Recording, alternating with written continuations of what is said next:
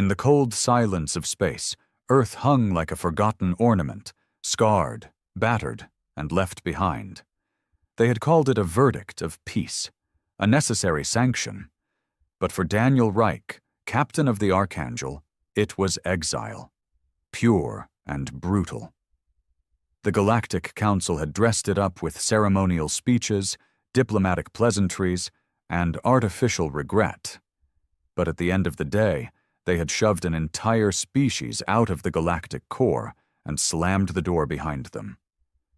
Daniel still remembered the moment humanity's access to hyperlane corridors had been revoked. One by one, the jump gates surrounding Earth had blinked red, then black. No ships in, no ships out. Trade stopped. Support stopped. The ambassadors never returned. Even the synthetics, the Council's beloved neutral emissaries, shut down their relays and left orbit. Earth was alone. The reason?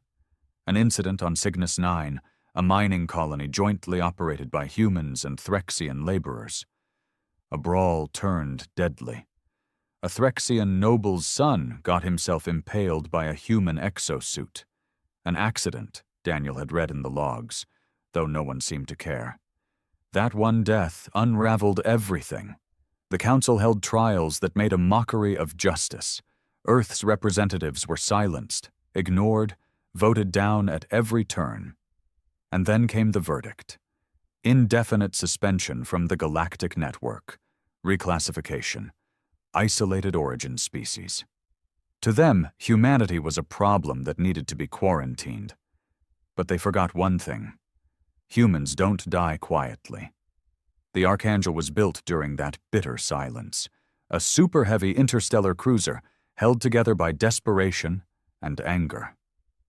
Not sanctioned by any Earth government, because those had collapsed in the aftermath. It was born out of the ashes by scrap engineers, rogue physicists, deserter admirals, and exiled scientists. A Frankenstein of metal, plasma, and resolve. Daniel stood at the forward observation deck, staring into the endless dark. His face was weathered beyond his 38 years, deep-set eyes scanning the horizon like he expected the stars to blink out on him. A scar ran from his temple to his jawline, a souvenir from the riots in New Geneva during the Food War. He wore no uniform anymore, just black fatigues and a thick coat lined with shielding mesh. Out here there were no dress codes, only survival. Behind him, the ship pulsed with life. Half of it was crewed by trained officers, the rest by former prisoners, mercs, and people who had lost everything. A ship of orphans and outcasts. Yet it moved like a beast, unyielding and hungry. The comms crackled. "Captain, we've completed the scan of Sector 8 Gamma. Derelict Threxian freighter found. Looks ripe." Daniel didn't smile, but his voice tightened with something cold and dangerous. "Send boarding teams. Take everything. Leave a message." He didn't need to elaborate. They knew what he meant. Burn a mark into the hull. A jagged human handprint with 3 words in old Earth script. "We remember everything." The Council believed exile would break them. That without trade and tech and treaties, Earth would rot back into the dirt. But all it did was harden them. They started building their own gates, jury-rigged with stolen schematics and parts scavenged from the black market. They started forging alliances with the fringes, the species the Council deemed undesirable, primitive, volatile. And slowly, system by system, humanity began to spread. Not through diplomacy, but through power, through calculated raids, ruthless ambushes, and offers too tempting to refuse. "Let us dock, or we burn your moons." That was the new diplomacy. Daniel didn't care for peace anymore. Peace was what got them stabbed in the back. He cared for one thing, making sure the stars knew humanity was not dead, only waiting. And they were done waiting. As the Archangel turned its engines toward the next system, a trade route near the Merak cluster, Daniel's thoughts drifted to the council members who had stood against him at the last tribunal. The way they spoke in riddles and fake concern, smiling as they voted him and his kind out of existence. One day, he thought, one day we'll return. But not to beg, not to explain, to conquer. He turned from the observation deck and walked to the bridge. "Set course," he said. "Next target's a fuel depot. Council-backed. Make it loud." Because if they wouldn't listen to reason, they would learn to fear the sound of vengeance coming with human engines screaming through space. The silence before the strike was always the worst part. Daniel sat in the command chair of the Archangel, fingers drumming on the steel armrest as the ship cruised under full cloak through the edge of the Merak cluster. Before them lay a fuel depot, CXS-7, a council-controlled facility orbiting an asteroid belt rich with plasma-grade ventonite, the kind of place that kept their fleets running, their empires floating. It was manned by low-tier species under contract and guarded by 3 patrol frigates, nothing fancy. It was supposed to be safe, unimportant. That was their first mistake. "Status?" Daniel asked. Lieutenant Merrick, his weapons officer, didn't turn from his station. "Cloak holding at 98%. Their sensors haven't picked up a damn thing. No distress signals. They're in the dark." "And the boarding crew?" "Gearing up. Alpha and Bravo squads, 40 heads total. They want this one bad." Daniel nodded. "Let them have it. No prisoners, no warnings." There was no applause, no rallying cry, just the cold, unspoken agreement that this was justice. Not diplomacy, not warfare, retribution. He closed his eyes for a moment. Behind them, Earth still burned, not with fire, but with rot. Half the planet was unlivable now. The weather systems had collapsed. Food was rationed by bullets. Nations turned on themselves when the galactic supply chains were cut. The weak died in the streets. The strong looted what they could. And the council? They called it natural selection. Said Earth had failed to demonstrate sufficient moral alignment for reintegration. Like they were some lab experiment gone wrong. But Earth didn't die. It adapted, and now they were out here, in their rusting, weaponized graveyard of a ship, and still moving forward.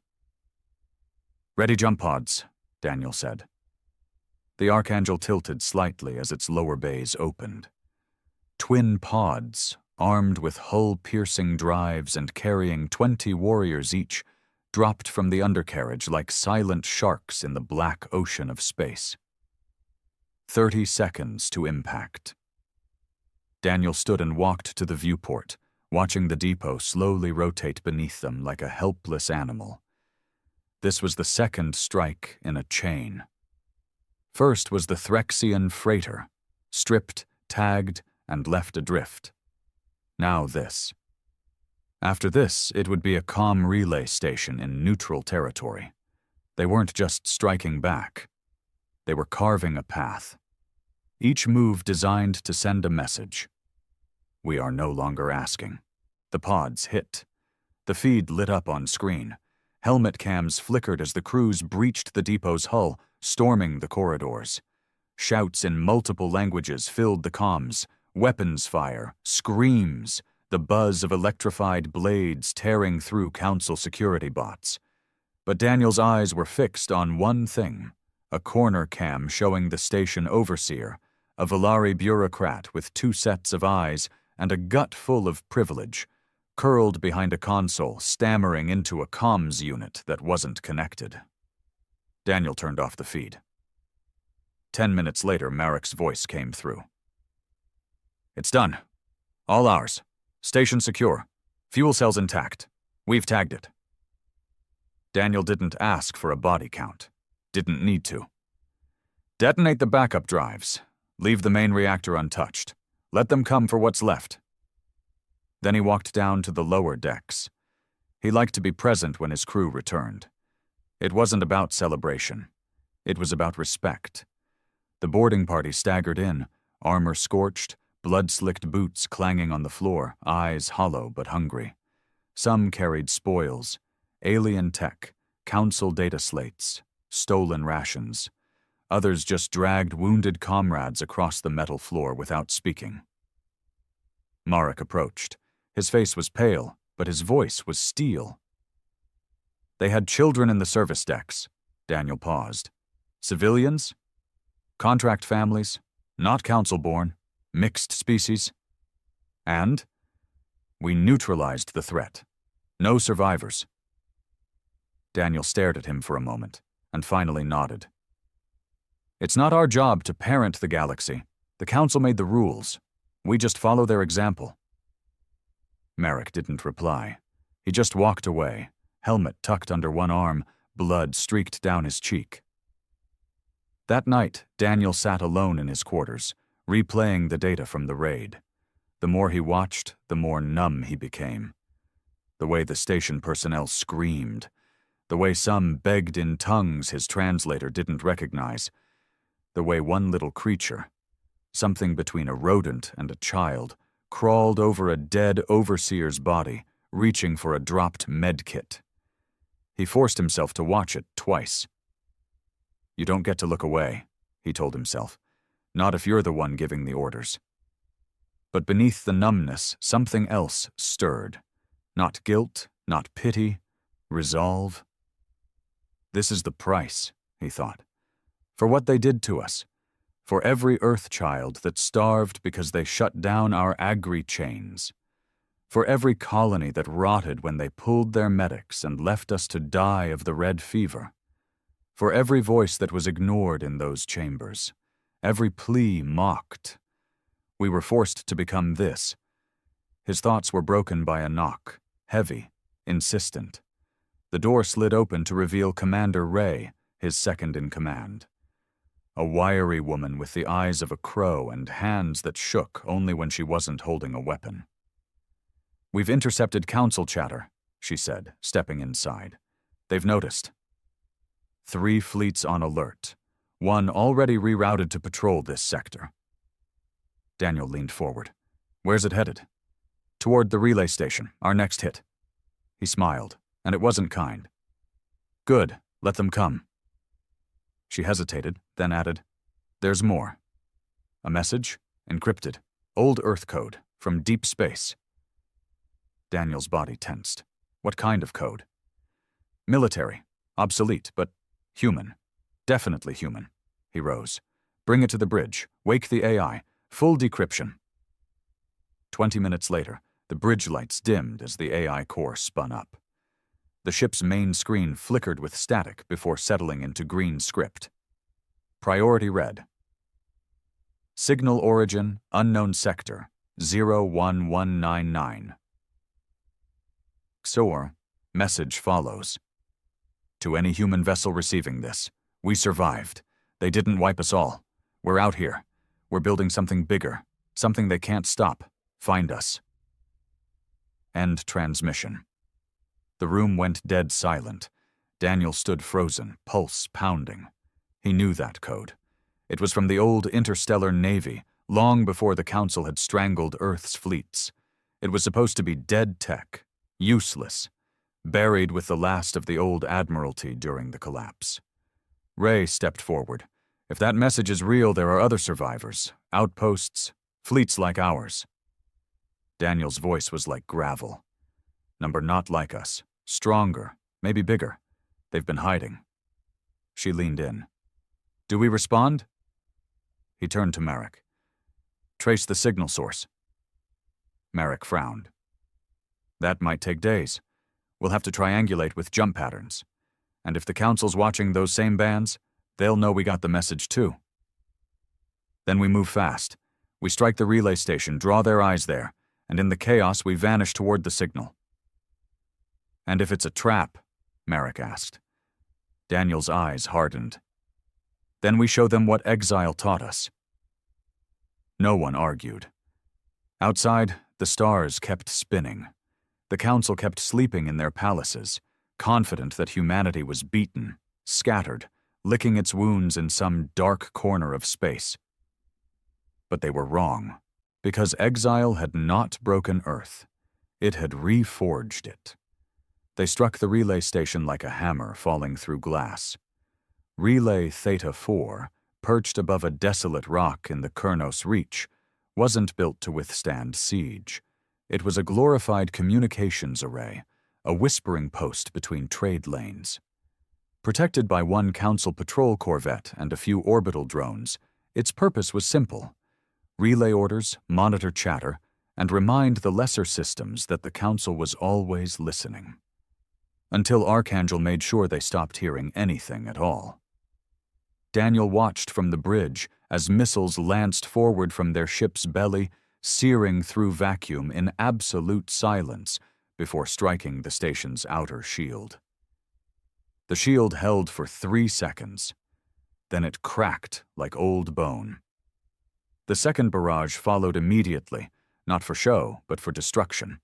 Structural points, power banks, comm spires. They weren't here to capture this one.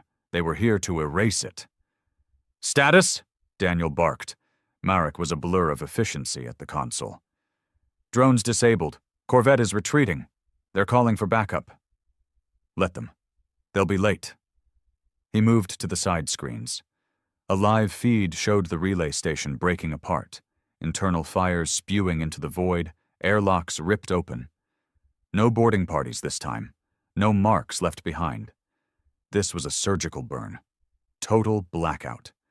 He knew the message this would send. Someone out there still had teeth. Someone out there didn't just want justice. They wanted blood. Good. The moment the last piece of the station flared into white-hot debris, Daniel turned to Ray. "Jump drive status?" "Charged and holding. Then jump us. Now full burn to sector 01199X. There was a moment's pause. Marek looked up. "We've never been out that far. That's fringe territory. Past the rim. No charts, no friendly routes." Daniel gave him a stare that stopped questions cold. "We weren't invited to the galaxy. We don't need permission to explore it." With a hum that vibrated in the bones, the Archangel vanished into the dark. The jump lasted 17 minutes. Not long in real space, but time seemed to stretch in jump space. The stars warped, bent like glass underwater. Men often went mad staring out windows during a jump, so Daniel had those sealed. No one needed more ghosts in their heads. When they dropped out, the galaxy looked different. Sector 01199X was dead quiet. No planetary beacons, no patrols, no signs of civilization. Just scattered asteroids, radiation belts, and a dying sun on the edge of collapse. It was a graveyard, beautiful but lifeless, until they picked up the ping. Faint, distorted, but real. "Coordinates," Daniel said, walking to the sensor bank. Ray tapped into the signal. "There, something's embedded in the second moon of that gas giant. Looks buried." "A facility?" "Number A ship." Daniel's heart thudded. They approached cautiously. As they neared the moon's surface, the shape took form. A massive structure fused into the rock itself. Ancient in design, but unmistakably human. Not council approved, not regulation. Built in secret, maybe decades ago, maybe more, and not alone. Around it floated other ships, smaller than Archangel, but bristling with weaponry. 10, maybe 12, forming a loose perimeter. The sensor readouts flickered, some kind of cloaking interference. Then a message came through, not on any public channel, but directly into their encryption stream. "Identify yourselves or be fired upon. You've entered restricted territory." Daniel stepped forward. "This is Captain Daniel Reich of the warship Archangel. Origin, Earth. Exiled by Council Order 44 Kappa. We received your signal." A long pause. Then the voice returned, calmer, older, like gravel under iron. "Welcome to Bastion. We've been waiting." Docking took 30 minutes. Tensions were high. No one trusted easily this far from home. As Daniel stepped onto the platform, he was met by a man built like an armored tank, weathered with deep lines across his face and eyes that had seen more death than years. The insignia on his chest wasn't official. It was homemade, a stylized phoenix over a broken world. "Commander Joran Velt," the man said, extending a gloved hand. "Or what's left of him. I was First Fleet before the collapse." Daniel gripped it hard. "Daniel Reich, captain of the Archangel. I didn't think anyone survived out here." "We didn't survive," Velt said grimly. "We endured." He led Daniel through a metal corridor lit by old plasma lines and patchwork wiring. Soldiers passed them with hollow stairs and old gear. The smell of oil and sterilizer was thick. This was no utopia. This was a fortress, carved out of exile and madness. They reached a central chamber where a projection of the galaxy hovered. Red marks, the Council's territory. Green, fringe systems. And then, in blue, a web of hidden paths leading from this moon outward. "You've been building," Daniel said. "For 23 years, Velt nodded. "We saw what the Council was doing long before Earth got the boot. We went dark, faked our destruction, hid our ships, started recruiting from the broken edges." Daniel looked at the map again. "And now?" "Now," Velt's voice darkened, "now we've got a fleet, a real one. Not enough to win, not yet, but enough to hurt them, badly." He turned. "Your relay strike, it lit up every Council sensor grid. They're on alert. That was risky." Daniel stepped closer. "Everything we do is risky. They cut us off, left us to rot. Earth's a husk, and I won't spend the rest of my life scavenging scraps in the dark. We're taking something back." Velt studied him. "You've got fire," he said. "But fire without aim burns everything. We've seen others like you, raiders, pirates, vengeful ghosts. You want revenge, I want a war." Daniel didn't blink. "Then show me how to fight it." They spent the next few days sharing data.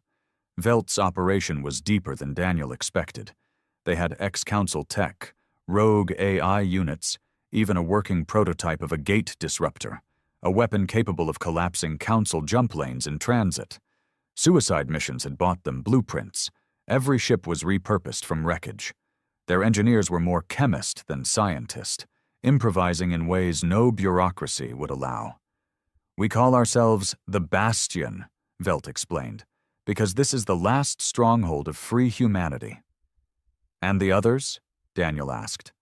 "There are others," Velt confirmed. "Scattered, hidden. Some went feral, others sold out. You'll find slavers who speak Earth tongue, mercenaries who wear our colors but work for the highest bidder. But us? We still fight for Earth."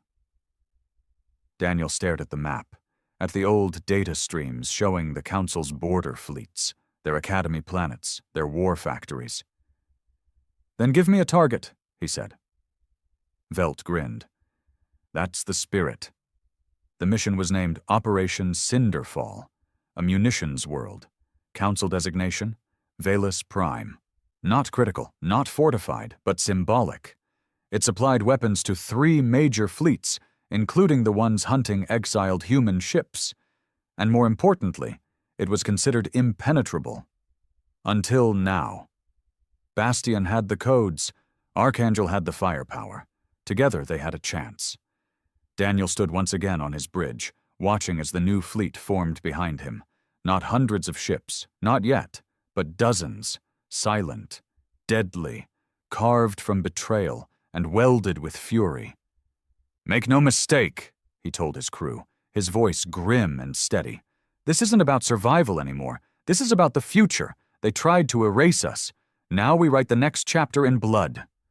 Lights dimmed, engines roared, and humanity, exiled, broken, enraged, prepared to strike back at the galaxy that left them to die. The night before the assault on Valus Prime, Daniel Reich didn't sleep. Sleep was a luxury, and he didn't believe in luxuries. Not anymore. Not when his ship was docked to a covert Bastion cruiser and orbiting just beyond Council sensor range, less than 12 hours from a planetary siege. He paced the dim bridge of the Archangel, boots echoing on the steel. The usual ambient lights were off, and only the crimson glow from the war map kept the shadows at bay. The system rotated before him, Velis Prime and its moons. Council scans said it was nothing special, but the Bastion's intelligence proved otherwise. 3 weapons facilities buried deep under polar ice, automated rail networks feeding orbital cannons, supply ships moving every 6 hours like blood through arteries. It was more than a munitions depot. It was a machine of war. "Still breathing, Captain?" Daniel turned. Ray stood in the doorway, arms crossed. She'd shed her usual tactical vest and now wore just a combat harness over a plain black shirt, her face half lit by the soft map glow. Her eyes, sharp and calculating, were unreadable. "Barely," Daniel muttered. "You?" She shrugged. "Been through worse," Daniel smirked. "Have you?" "No," she admitted. "But I'm getting used to the taste of suicide." He walked to the side viewport, peering out at the black void between their fleet and Velis Prime. "This isn't suicide. This is a message." "To who?" "The Council?" she asked. "They won't hear it. They'll just tighten their grip." Daniel looked over his shoulder. "Then we speak louder." At 0400 hours ship time, the fleet moved. Archangel led the charge, flanked by Bastion warships, the Dagger, Hollow Sun, and Calros. Smaller frigates darted behind them like wolves guarding the pack. The plan was madness, divide and overwhelm. Strike 3 different points at once, force the Council to split their defense protocols. Daniel took his command seat, strapped in, and gave the order with a calm that didn't match the fire boiling inside. "Commence Operation Cinderfall." Engines screamed into life. The ships slipped from their shrouds, breaking from the dark like phantoms. Within minutes, alarms lit up across Velis Prime. The planet's defense grid activated, but too late. Their perimeter satellites, meant to warn them hours in advance, had been disabled days before by Bastion saboteurs. Within 60 seconds, orbital skirmishes erupted. Marek's voice echoed across the bridge. Engaged defensive platforms, their AIs scrambling responses. 1, maybe 2 autofleets coming online. "Let them come," Daniel growled. "We're not leaving." Missiles streaked toward them, hundreds of them, fast, smart, and designed to confuse ECM systems. But Archangel wasn't just any warship. Her hull had been restructured with stolen alien alloys, and her AI had been trained not for defense, but prediction. "Interceptors now!" Daniel snapped. The hull pulsed. Flak cannons fired in rhythmic bursts, intercepting a swarm of incoming warheads with surgical precision. The rest, those few that made it through, glanced off armor, leaving fire streaks but no holes. "Railgun online," Marek confirmed. Daniel didn't hesitate. "Target that supply artery. Bring it down." The sound of the railgun, deep and metallic, like the roar of some ancient beast, filled the ship as a tungsten slug tore from its housing and pierced atmosphere. They watched as it slammed into the planetary rail line, the impact blooming like a rising sun across the pole. Ray whistled. "That's going to take years to rebuild." "Good," Daniel said. "Let them feel every second of it." Meanwhile, on the ground, Bastion's drop teams made landfall. The operation was raw, brutal, and costly. Ice cracked under the heat of retro thrusters as soldiers dug their boots into the frozen crust of Velis Prime. They weren't elite Marines or biomodified warriors. They were veterans, survivors, and fanatics, men and women with nowhere else to go and nothing left to lose. Their objectives were simple: breach the 3 facilities, destroy the fabrication cores, and leave behind a calling card. Daniel watched it unfold via helmet cams fed directly to the bridge. He saw Bastion troops laying charges in fuel silos. He saw Council defenders retreating under heavy fire, caught off guard by an enemy they thought extinct. He saw his people, Earth's forgotten, carving their legacy into frozen ground with blood and flame. And then came the last transmission. A Bastion soldier, helmet cracked, face bloodied, stood in the heart of the munitions chamber as sirens wailed. Behind him, detonators blinked red, strapped to every wall. This is for New Geneva, for Riyadh, for Mexico Sector 9, for the children they let starve. We were exiled, we adapted, we endured, and now? He smiled. Now we end you. He triggered the detonators. The entire northern facility erupted into white fire. The explosion rippled through the planet's atmosphere like a tear in fabric. The Council fleet finally arrived 40 minutes later. Too late. Their ships dropped out of hyperspace like vultures circling a corpse, but Bastion's operation was already complete. The fleet withdrew, not in panic, but with precision, scattering in different directions, confusing enemy sensors, using routes unknown to the standard Council fleet charts. Archangel went dark the moment it exited the battle zone. A jump gate, installed secretly by Bastion engineers on the far edge of the system, served as their exit route. Back aboard, Daniel sat in silence as the ship cruised into safe space. The crew was exhausted, wounded, but not defeated. The images from the battle replayed in his mind. Not the explosions, not the victory. The faces, the ones who didn't make it back. The ones who believed in something more than just survival. He turned to Marek, who leaned heavily on his station, one arm wrapped in a blood-stained bandage. Casualties? Daniel asked. 57 confirmed dead. 38 wounded. Bastion lost over 100. Daniel nodded slowly. Worth it? Marek didn't flinch. Every damn second of it. Daniel rose from his chair and stepped to the main screen, now filled with encrypted messages pouring in from outer sectors. Praise, warnings, offers of alliance, some from other human ships, some from alien species the Council had long cast aside. The galaxy had noticed. They're watching now, Ray said quietly, joining him. They can't ignore us anymore. No, Daniel said, but they'll try. He leaned forward, eyes fixed on the holographic star map. Then we give them more. More fear, more doubt. Every system we burn, every outpost we hit. It carves our name into their skulls. We don't stop. Not until Earth has a seat at the table they tried to flip over. Ray looked at him sideways. You're building something bigger than revenge. I have to, he whispered, because if we're not building, then we're just another dying species screaming into the void. She didn't argue. They stood there a moment longer, captains of a ghost fleet, warriors exiled from civilization, now rising as the sharpest thorn in the galaxy's throat.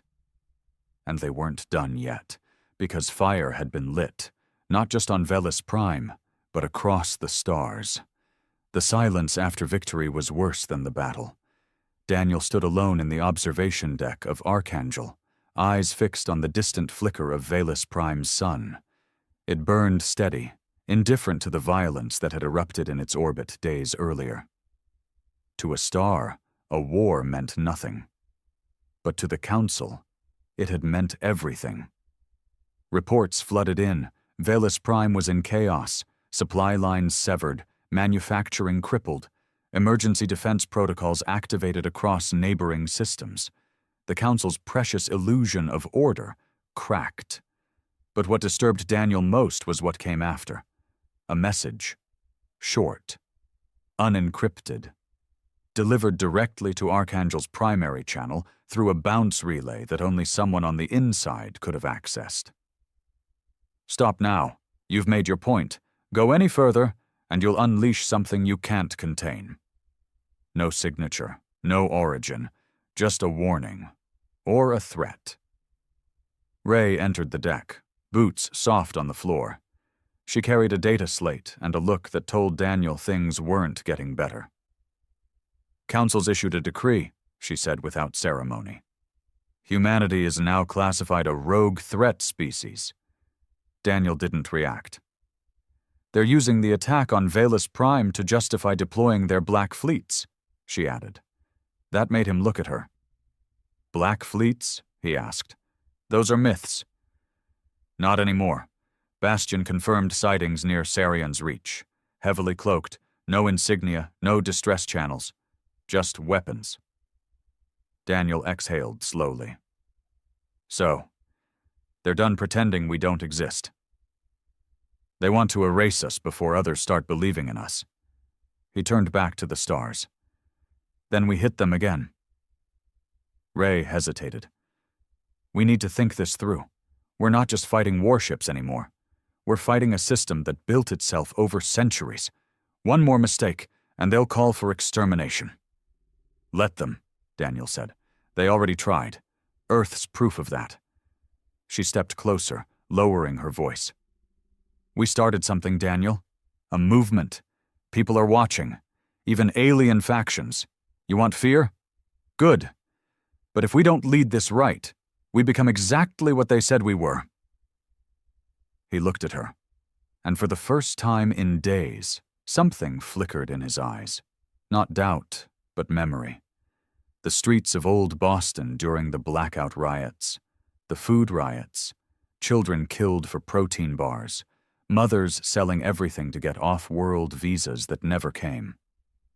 That's what the Council had left behind. You think I want this? He asked, voice rough. You think I enjoy burning planets, sending people to die? I was an engineer, Ray. I wanted to build things. But the Council gave us no choice. They slammed the door and called it justice. If we don't fight, then all of this, everything we've done, was for nothing. She didn't answer. There was nothing to say. Later that cycle, Daniel met with Commander Velt in Bastion's encrypted comms chamber. Velt looked older than before, not in body, but in bearing. There were new scars across his neck, faint burns that told a story Daniel didn't ask about. I got your message, Daniel said. What's the urgency? Velt brought up a star map. The Council's mobilizing in the Cinder Expanse. That's neutral territory. They're hunting. For us? For all of us, and not just humans. They've started purging fringe species. Anyone suspected of harboring humans gets blacklisted. Some get sterilized. Daniel's fists clenched. They're forcing neutrality out of everyone, Velt continued. Even the merchant clans are folding. Only a few are resisting. Then we give them a reason to resist, Daniel growled. We hit something bigger. Velt gave him a hard look. You want to escalate?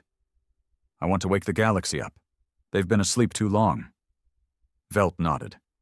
Then I have something. Council Archive Station Epsilon. Deep core, classified data vaults. If we can get in, we'll find black files. Files they never wanted public. What kind of files? Proof of what they did to Earth, to colonies, to defectors, executions, biological tests, forced starvation protocols. If we leak that, the galaxy might finally see them for what they are. Daniel stared at the screen. Coordinates? Velt uploaded them. It won't be easy. Epsilon is protected by protocol wards. No ships, no orbiting. Only one way in, through their transport network. We'll need someone on the inside. Daniel thought for a moment. I know a man, a council traitor. He owed me once. Might still be breathing. Velt grunted. Then find him, and fast, before they bury that archive in a sun. Back aboard Archangel, Daniel called a private meeting with his core crew. Marek. Ray. Silo, the mechanic who once designed weapons for the Council before they tried to kill his family. And Kaz, a former trader who'd lost everything to Council asset seizures and now flew like death itself. He laid out the mission. No one flinched. But Kaz leaned forward. "You sure this is worth it, Captain?" "This archive crap? We've done more damage with fire than we'll ever do with secrets." Daniel didn't look away. "Secrets built this galaxy, Kaz. Council doesn't rule through strength. They rule through silence. We break that silence. We break their grip." Ray added, "The galaxy's teetering. Most don't care about humans, but they care about justice. Truth. If we show them how deep the rot goes, we won't be fighting alone." Kaz cracked his knuckles. "Then let's go digging." The search for the traitor, Geran Voss, took them 3 days. He was living under a false name in a mining colony on Telon 8, drinking himself to death and pretending not to care about the universe anymore. Daniel found him in a bar full of broken men, wearing a fake face and a broken spine brace. "You should have killed me the last time," Geran hissed when Daniel confronted him. "You should have died with dignity," Daniel replied. But he offered a deal. Not mercy. Never mercy. Only one last job. And a promise: help them infiltrate Archive Epsilon, and whatever secrets they found would make Geran untouchable, even if the Council survived. "You really believe the truth matters?" Geran asked, coughing. Daniel looked him dead in the eye. "Number but fear does. And the truth is the only thing left that still scares them." As Archangel prepared for the next jump, Daniel stood again in the observation bay, watching the stars shift slowly. He felt it, something changing, not just in him, in the crew, in the galaxy. They weren't just fighting for survival anymore. They were building a legacy, one scar at a time. The sky above Station Epsilon looked like oil, dark, slow-moving, and ready to ignite. Daniel stared through the cracked window of the stolen Council transport ship, his jaw clenched tight. Epsilon spun below them in perfect formation, a pristine white sphere with no visible openings, no docking ports, no landing bays. It hovered in space like a pearl grown in darkness, beautiful, sterile, and impossible to breach without permission. But that's what Geran Voss was for.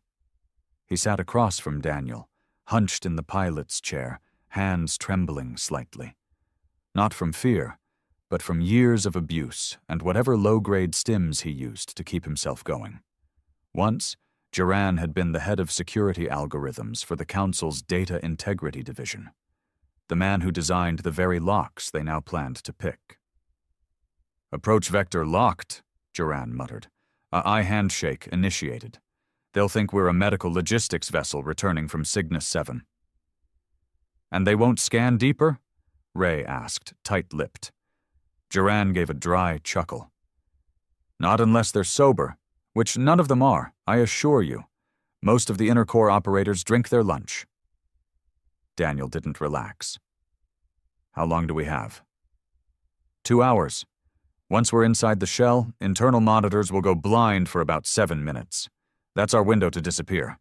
After that, if we're caught, well, you're familiar with the Council's definition of mercy."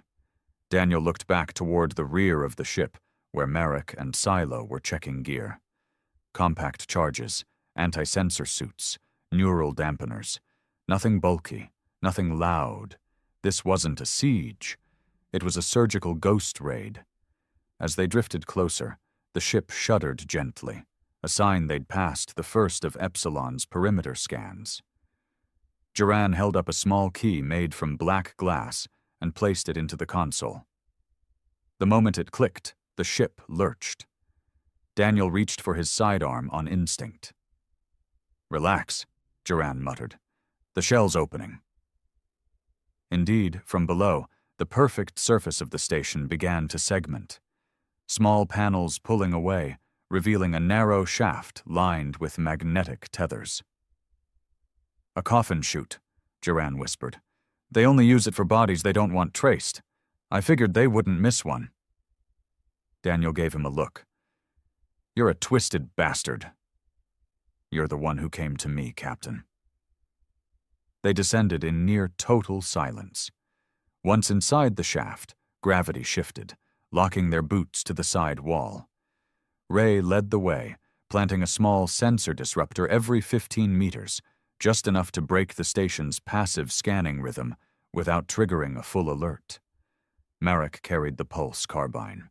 Silo had the charge packs. Daniel moved last, sweeping their trail clean.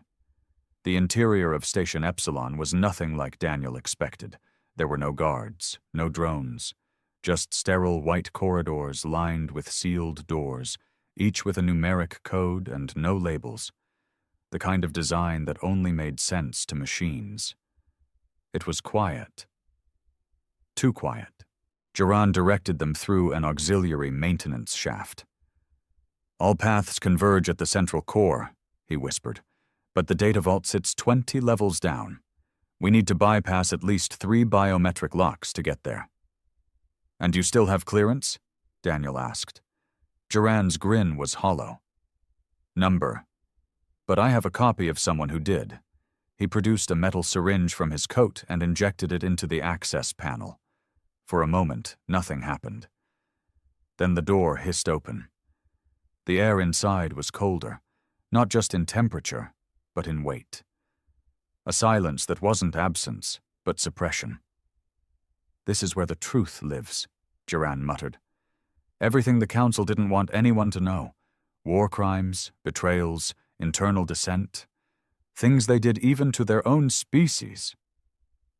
Daniel felt a slow rage crawl up his spine.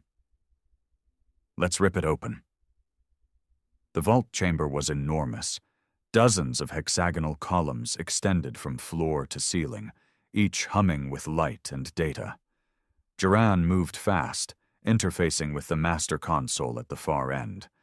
Silo deployed a security net around them while Marek stood watch. "This thing houses petabytes of encoded logs," Duran explained. "It'll take hours to copy. But I'm not just copying. I'm injecting a live virus that'll piggyback on council-wide network updates. Once we leave, it spreads." Daniel stepped beside him. "What's in it?" Duran paused. "Let's find out." He tapped a command. One of the columns dimmed, revealing a playback screen. The first video showed an Earth colony, lush, full of life. Children played near a food station. Council envoys smiled at the camera. Then the scene shifted. The envoys left. The food stations shut down. Armed drones patrolled the perimeter. The colonists began to die. No reason was given. No war. No protest. Just starvation. A caption blinked on the screen. Reclassified test environment. Subject: Resource withdrawal compliance. Daniel turned away, fists clenched. Another file loaded, this one a meeting log between high-ranking council members. "We can't risk another uprising like on Earth," one of them said. "The humans are dangerous when cornered. Best to fragment their systems, keep their leaders in exile, make sure they fight each other instead of us." Another nodded. "And if they survive?" The first one laughed. "Then they'll be too broken to matter." Daniel's voice was low. "Upload it. Every file, every lie, every crime." Duran nodded, hands flying over the console. "Give me 10 minutes." But 10 minutes was too long. Ray's voice snapped over the comm. "Movement. 1 floor up. Drones, pattern sweep. We're compromised." Marek raised his weapon. "We can hold them." Daniel grabbed his radio. "Negative. Silo, prep the charges. We delete the vault. No evidence left behind." Duran froze. "What? That data—" Daniel grabbed his collar. "It's already uploading. We don't need this place. We need out." Silo placed the charges. Ray dropped 3 drones with clean shots through the shaft opening. Marek held the rear, blasting another with his pulse rifle. Duran scrambled to extract the final encryption key. Alarms screamed. Lights turned red. The vault began sealing. "We've got 60 seconds, Silo barked. Duran punched the last command, pulling the drive chip free and shoving it into Daniel's hand. "Take it. It's the backdoor key. If the virus fails, this can still open every eye in the galaxy. Move! Daniel shouted. They ran. Back through the shaft, through enemy fire. Ray took a shot to the shoulder but didn't slow. Merrick threw a sonic charge behind them that collapsed the hallway. Silo got hit in the leg. Daniel dragged him. The transport bay was in flames. But Archangel was there, cloaked, waiting, exactly where Kaz had promised. They boarded with seconds to spare. The vault exploded behind them, a silent burst of blue fire that vaporized the core. Daniel threw the chip to Ray. Get it to Velt. Tell him to release it when ready. And you? He looked out at the void. They started this war with silence. We're going to finish it with screams. The truth hit the galaxy like a meteor. It started as a whisper. Data packets smuggled into merchant channels, quietly passed between ships on fringe routes. Then came the encrypted leaks to neutral observers, the shady data journals, the outlaw comm bands. And then finally, Bastion made the decision to rip the lid off everything. The files Daniel and Duran pulled from Station Epsilon were more than just damning. They were nuclear. Holovids of forced sterilization camps on Earth's colonies. Classified council meetings approving famine as a containment tool. Direct orders to detain human diplomats and quietly remove them without trials. A secret protocol called Ashvale, which detailed how the Council planned to eliminate any human resurgence before it could threaten core worlds. Within 48 hours, dozens of fringe species called for emergency assemblies. Smuggling rings refused Council contracts. Even two mid-tier factions, the Talari and Koran syndicates, publicly denounced the Council and declared neutrality. The Council, of course, denied everything. They blamed radical human agitators, called the data fabricated, claimed it was deepfake tech. But no one believed them. Not after the documents showed file integrity stamps, official Council encryption codes that even their own systems couldn't fake. Daniel stood on the Archangel's bridge, watching the chaos unfold. The main screen showed news feeds from across the galaxy. Riots in diplomatic zones, military blockades crumbling, Council spokespeople being chased off neutral planets by mobs. It was everything they had fought for. But Daniel didn't smile, because the fire was spreading too fast. Ray stood beside him, arms crossed. Her wound was still healing, and the scar on her face gave her a colder look than usual. They're cracking, but so are we. He glanced at her. Explain. She handed him a data slate. Bastion's eastern cell just broke contact. Velt says they were ambushed. Someone tipped the Council. Daniel narrowed his eyes. Saboteurs? Or traitors, she said grimly. They're starting to panic, Daniel. Some of our allies want to hit another target. Others want to negotiate. We don't negotiate, he snapped. Ray didn't flinch. Then we may be alone soon. Daniel turned back to the screen. So be it. 2 days later, Daniel met with Velt face-to-face on Bastion 4, a rocky moon base dug into the side of a crater and shielded from orbital scans by dense metals and solar interference. Velt looked thinner, angrier. The pressure of leadership was starting to corrode his patience. We lost 3 supply freighters last week, Velt said, his voice gruff. Council dogs are patrolling with new stealth tech. We don't even see them coming. Daniel nodded. We need to start building outposts, places they can't touch. Velt shook his head. That takes time, people, trust, and right now trust is in short supply, even among our own. Daniel leaned forward. There's more. Velt sighed and rubbed his forehead. There's always more. Daniel placed the backdoor key drive, the one Duran had risked everything for, onto the table.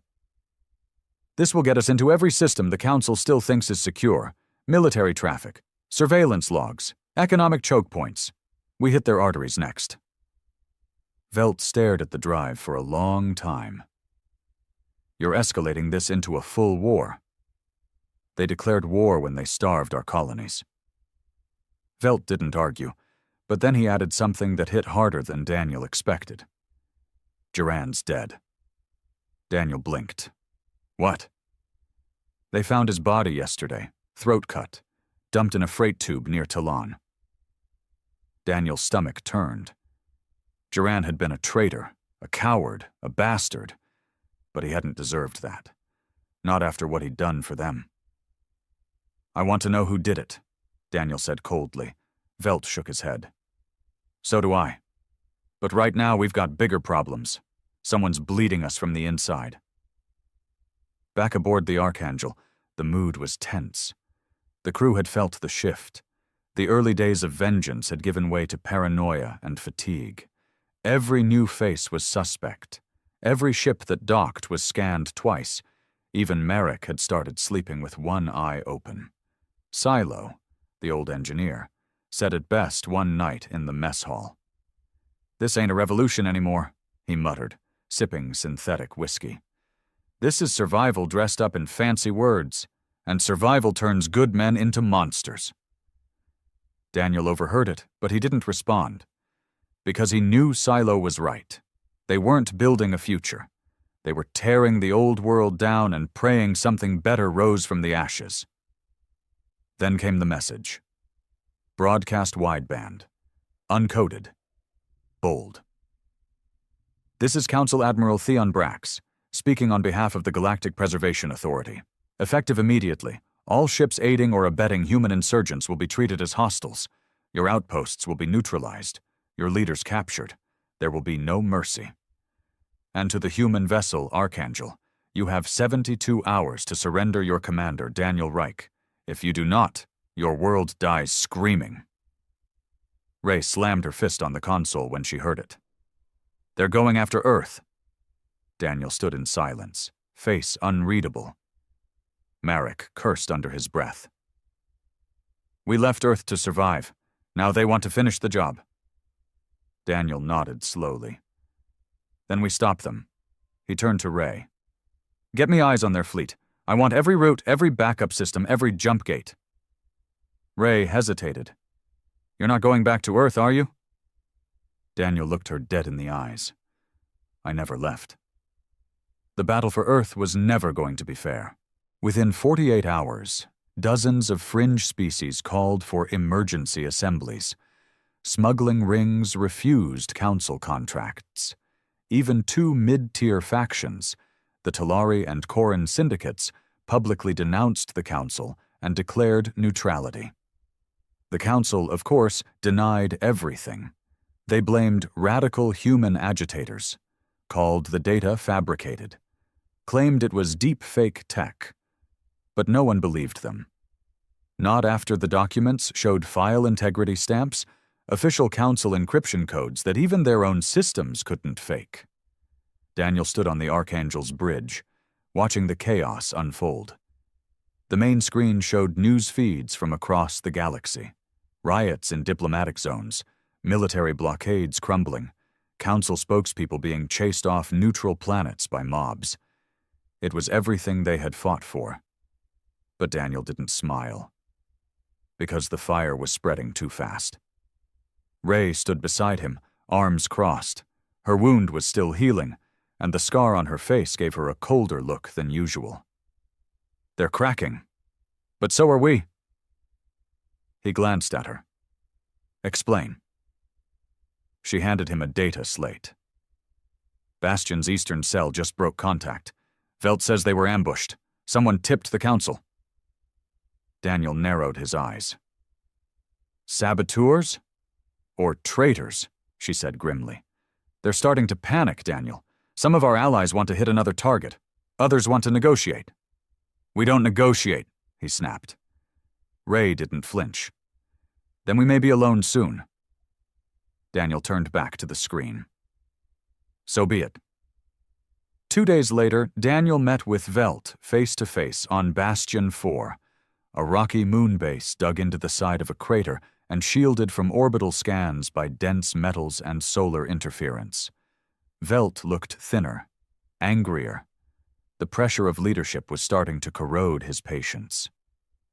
"We lost 3 supply freighters last week," Velt said, his voice gruff. "Council dogs are patrolling with new stealth tech. We don't even see them coming." Daniel nodded. "We need to start building outposts, places they can't touch." Velt shook his head. "That takes time. People. Trust. And right now, trust is in short supply, even among our own." Daniel leaned forward. "There's more." Velt sighed and rubbed his forehead. "There's always more." Daniel placed the backdoor key drive, the one Duran had risked everything for, onto the table. "This will get us into every system the Council still thinks is secure. Military traffic, surveillance logs, economic choke points. We hit their arteries next." Velt stared at the drive for a long time. "You're escalating this into a full war." "They declared war when they starved our colonies." Velt didn't argue, but then he added something that hit harder than Daniel expected. "Duran's dead." Daniel blinked. "What?" "They found his body yesterday, throat cut, dumped in a freight tube near Teelan." Daniel's stomach turned. Duran had been a traitor, a coward, a bastard, but he hadn't deserved that, not after what he'd done for them. "I want to know who did it," Daniel said coldly. Velt shook his head. "So do I. But right now we've got bigger problems. Someone's bleeding us from the inside." Back aboard the Archangel, the mood was tense. The crew had felt the shift. The early days of vengeance had given way to paranoia and fatigue. Every new face was suspect. Every ship that docked was scanned twice. Even Merrick had started sleeping with one eye open. Silo, the old engineer, said it best one night in the mess hall. "This ain't a revolution anymore," he muttered, sipping synthetic whiskey. "This is survival dressed up in fancy words, and survival turns good men into monsters." Daniel overheard it, but he didn't respond. Because he knew Silo was right. They weren't building a future. They were tearing the old world down and praying something better rose from the ashes. Then came the message. Broadcast wideband. Uncoded. Bold. "This is Council Admiral Theon Brax, speaking on behalf of the Galactic Preservation Authority. Effective immediately, all ships aiding or abetting human insurgents will be treated as hostiles. Your outposts will be neutralized. Your leaders captured. There will be no mercy. And to the human vessel Archangel, you have 72 hours to surrender your commander, Daniel Reich. If you do not, your world dies screaming." Ray slammed her fist on the console when she heard it. "They're going after Earth." Daniel stood in silence, face unreadable. Marek cursed under his breath. "We left Earth to survive. Now they want to finish the job." Daniel nodded slowly. "Then we stop them." He turned to Ray. "Get me eyes on their fleet. I want every route, every backup system, every jump gate." Ray hesitated. "You're not going back to Earth, are you?" Daniel looked her dead in the eyes. "I never left." The battle for Earth was never going to be fair. The Council's Black Fleet was already en route, a dozen Dreadnought-class carriers, equipped with orbital shatter cannons and high-atmo bombers. Their plan wasn't occupation. It was erasure. But Daniel had other plans. He contacted every surviving human ship, every exiled fleet, every outpost. He called in every favor, every debt, every ounce of loyalty that had been forged in blood. And they answered. Within a day, over 40 ships rallied. Frigates, corvettes, even old mining vessels refitted with plasma cores and railguns. Not a proper fleet. But enough. Enough to make history. They set course for Earth, engines burning hot through the void. Daniel stood on the bridge, watching his homeworld grow larger on the screen. The blue was faded, the green was withered, but it was still Earth, still home. He reached for the comms. "To every soul still standing," he said, his voice firm, hard, and filled with fire. We were exiled, starved, broken. But we're still here. We're not fighting for revenge anymore. We're fighting for what comes next." He paused. "Let them come. Let them bring their fleets, their laws, their false gods. We're not afraid of the dark anymore." He looked at Marek. "Prepare for impact." Because no matter what happened next, win or lose, the galaxy would never forget what humanity did when it was pushed too far. The stars above Earth were no longer still. From orbit, the once familiar constellations were blurred by movement, dozens of ships carving trails of light, exhaust, and fury into the void. The Black Fleet loomed overhead, a celestial executioner, its hulls blacker than the void around them, armed with weaponry designed not for war, but obliteration. But between them and Earth stood humanity. Ragtag, unwanted, outnumbered, but not broken. The Archangel led the charge. Inside the bridge thrummed with energy. Daniel Reich stood at the center, wrapped in silence, watching the enemy form up like a wall of death. His face was hollowed by months of war and sleepless nights, but his eyes burned with something sharper than rage. "Purpose." "Report," he ordered. Marek's voice was calm. "Black Fleet's in full deployment. 12 dreadnoughts, 14 frigates, fighter wings forming up. They're not waiting." "Let them come," Daniel said. "Human fleet's moving into formation," Ray confirmed. 3 sectors in full sync. Bastion reinforcements arriving in 5 minutes. Daniel looked at her. "Tell them to hold the flanks. We cut straight through." Her brow furrowed. "That'll leave us exposed." "I know." He turned towards the forward screen. Earth slowly filled the frame, beautiful and battered. A planet that had once begged for salvation, now standing as the battleground for the truth.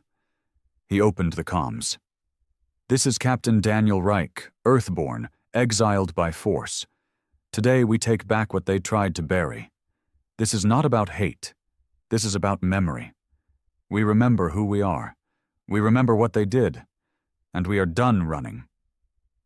He closed the comm and said quietly, "Fire all forward weapons." Archangel surged ahead like a wounded predator. The first Council frigate tried to intercept. It never had a chance. A twin barrage of railgun slugs tore through its midsection, followed by pulse torpedoes that turned its engines into plasma fountains. The human fleet followed, dozens of ships diving into chaos with the desperation of survivors and the fury of the betrayed. All around them, the sky cracked open. Fighters screamed through narrow gaps, tearing into each other in tight dogfights. Frigates collided, exploded, and spun into the upper atmosphere like broken bones. Lasers cut across darkness like divine wrath. The Council deployed their orbital shatter cannons, but human ships darted, flared, countered. Every time a ship went down, another rose to take its place. Daniel barked orders, his voice clear above the madness. "Flank right! Shield the carriers! Redirect power to the aft guns!" Ray relayed commands, blood trickling from a gash near her ear. "We've got a breach on Deck 3, fire suppression failing." "Silo!" Daniel roared into the comms. "Get your team to the breach! We hold this line or we burn!"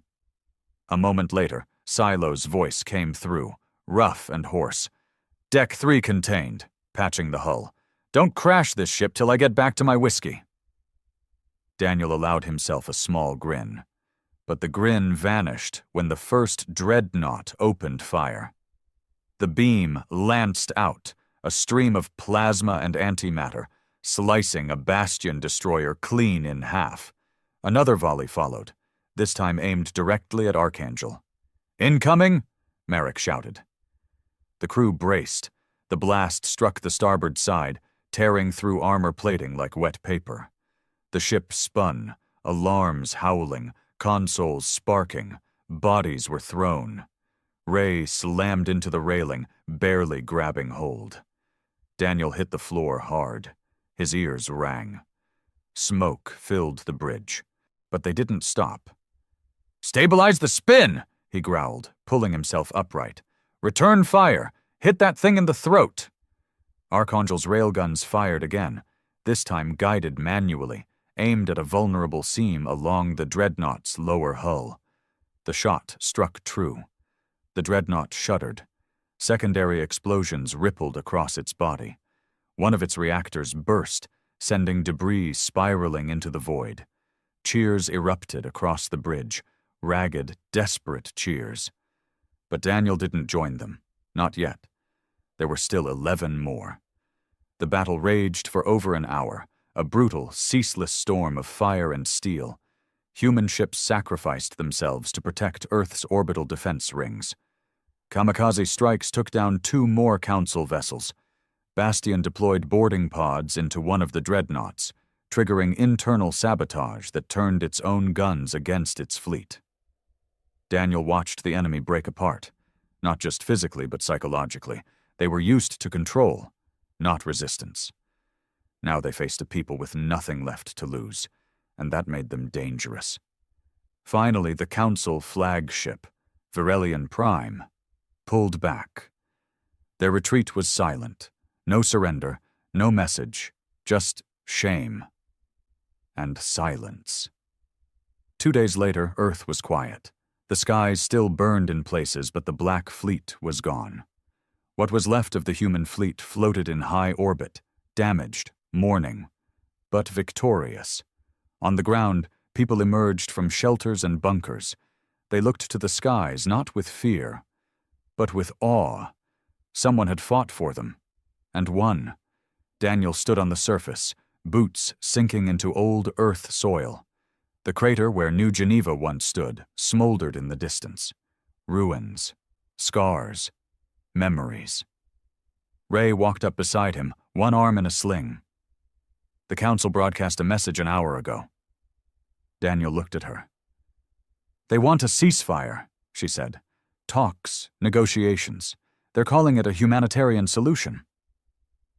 He laughed, not with joy, but disbelief. "After everything they did?" She shrugged. "They've lost control. The outer sectors are turning. Some of their own species are demanding tribunals." Daniel stared at the sky. "What do you want to do?" she asked. He didn't answer right away, because he didn't know. For months, years, all he'd wanted was vengeance. Now that he had it, what was left? But when he looked at the people climbing out of the bunkers, hugging, rebuilding, burying their dead, he knew. "We rebuild," he said finally. "We make something better. Not because we forgive them, but because we deserve better." Ray nodded. "And the Council?" Daniel's eyes hardened.